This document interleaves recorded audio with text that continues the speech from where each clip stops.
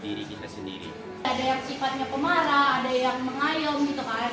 Nah itulah yang termasuk sebagai karakter. Nah karakter itu terbentuk dari apa sih Kak? Karakter itu bisa terbentuk dari kebiasaan kita, cara kita berpikir, bersikap, serta bertindak. Kalau misalnya kita emosian, berarti karakter kita pemarah gitu kan. Seseorang dengan karakter baik biasanya menunjukkan dia orang yang jujur, tanggung jawab, disiplin, empati, serta dia dapat menghargai orang lain. Apakah adik-adik ada di dalam ini? Karakter adik-adik ada di dalam ini? Jelas ada ya. Keren. Karakter ini juga bisa mencerminkan moral dan etika seseorang. Jadi kita bisa melihat karakter seseorang itu dari gimana sih etika dia gitu. Etikanya dalam menghargai orang gimana? Ada enggak? Kalau nggak ada berarti kita bisa menilai bagaimana sih sebenarnya karakter seseorang itu. Selain adanya faktor dari diri si pelaku, faktor dari lingkungan juga mempengaruhi bagaimana cara kita untuk membuli. Dari sisi internal, bullying ini sering muncul karena rasa tidak aman, rendah diri, kurang empati, serta kesulitan dalam mengendalikan emosinya. Kalau dari sisi eksternalnya, pola asuh keluarga yang keras, kayak orang tuanya terlalu keras nih di rumah. Dia gimana pun orang tuanya dia harus kayak gini dikekang gitu kan. Atau bahkan kurangnya perhatian dan kasih sayang orang tua, bahkan kasih sayang teman juga kita butuh deh. Apalagi kayak cewek-cewek nih, sebenarnya kita itu curhat sama teman itu nggak perlu dia merespon kita apa-apa, tapi setidaknya apa yang kita sampaikan atau apa yang mau kita utarakan tersebarluaskan sama dia, tapi dia nggak usah menjawab juga kita nggak apa-apa gitu kan. Serta pengaruh pergaulan yang negatif. Adik-adik kalau boleh tahu dia merokok nggak?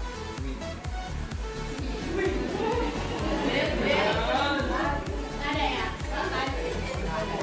Ada yang ikut gemot-gemot nggak? Nggak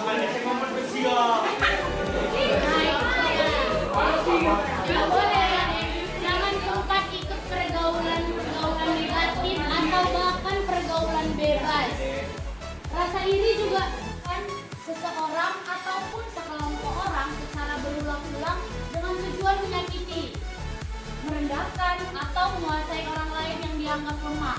Sering kan kita pakai medsos itu untuk membuli orang. Ada aja kan karakternya.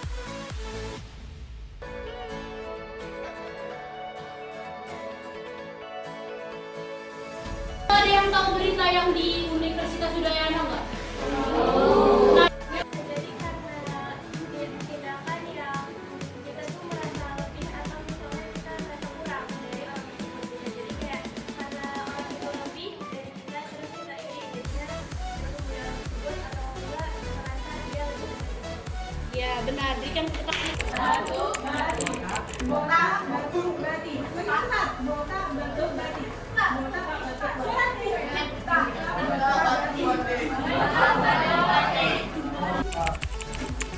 sebutkan salah satu solusi mengatasi sifat pembuli pada siswa.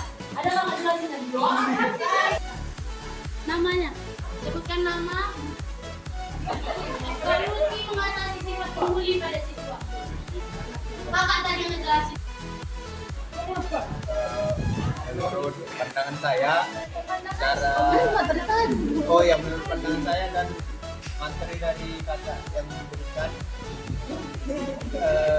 cara mengatasi sifat para pembuli ialah dengan memeditasi dan dengan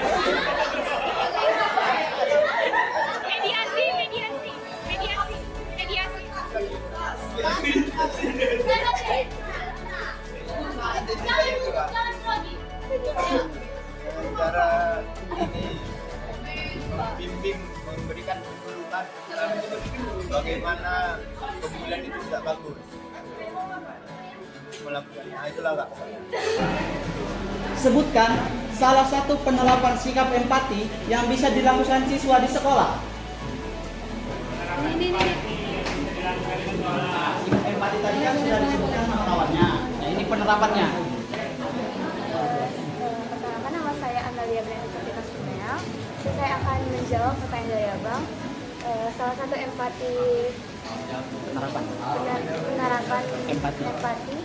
yaitu kita itu bergaul kepada korban perundungan ini sehingga ia dapat merasa aman, sehingga dia merasa aman dan lebih lebih nggak takut dengan tidak merasa sendiri gitu. Oke,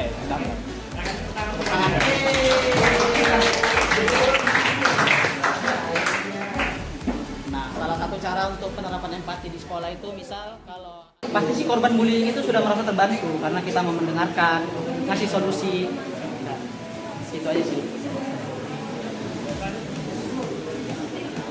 Selamat untuk yang pemenang dan makasih yang sudah antusias. Ada 4 yang ditahu namanya serta dia fakultas apa, prodi apa.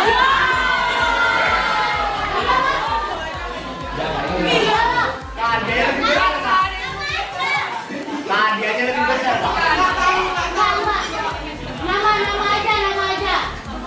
Nama aja.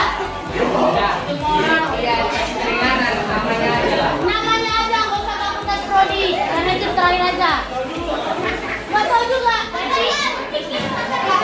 Kalau orang yang nggak tahu harus tahu.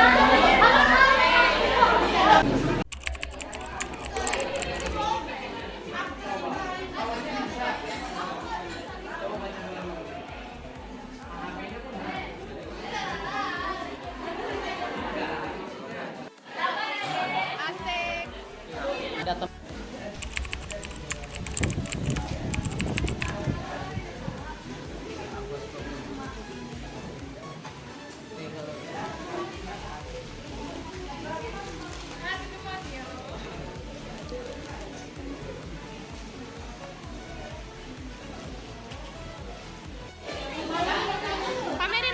Pamerin steknya. Fakultasku nggak punya kasih.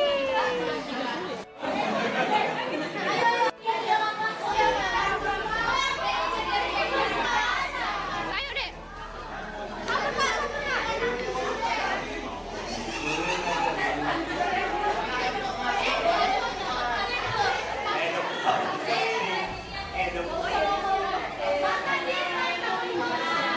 Utara, kelompok 45 anti perundungan. Terima kasih buat adik-adik semuanya.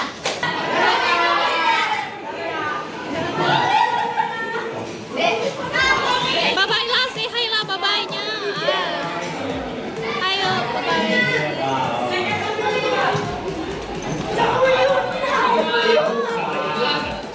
Tengok sini kali, tengok sini.